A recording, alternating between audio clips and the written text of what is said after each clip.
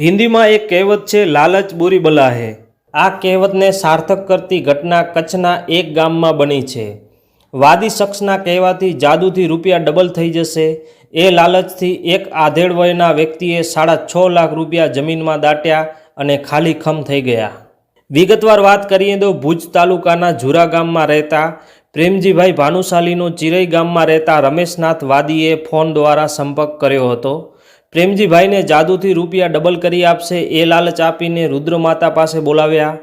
રમેશનાથ વાદીના કહેવાથી પ્રેમજીભાઈએ ખાડામાં 50 રૂપિયા નાખ્યા, જેના તેણે 150 રૂપિયા કરી નાખ્યા, જેથી પ્રેમજીભાઈને વિશ્વાસ બેસી ગયો। પછી પ્રેમજીભાઈએ લાલચમાં આવી 25,000 રૂપિયા ખાડામાં નાખ્યા, પણ ડબલ ન થતાં વાદીએ કહ્યું કે પૈસા ઓછા હોવાના કારણે ડબલ નથી થયા, માટે વધારે પૈસા ખાડામાં નાખવા પડશે। પ્રેમજીભાઈએ લાલચમાં આવીને 3 લાખ રૂપિયા રોકડા અને 3.5 લાખની કિંમતના દાગીના ડબલ કરવા માટે જમીનમાં દાટી દે છે। રમેશનાથ તેને લઈને રફુચક્કર થઈ જાય છે।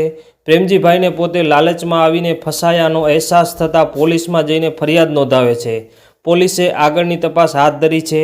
આ જ રમેશવાદીએ 1 વર્ષ પહેલાં આ જ મોડસ ઓપરેન્ડીથી ભચાઉ તાલુકાના સુખપર ગામના એક ખેડૂતને પૈસા ડબલ કરવાની લાલચમાં 52 લાખ ખાડામાં નખાવ્યા હતા। આજના હડાહડ કળિયુગમાં પણ લોકો ધૂતારાઓની ચાલમાં ફસાઈ જાય છે। આવા લોકોથી સતત ચેતતા રહેવું જોઈએ।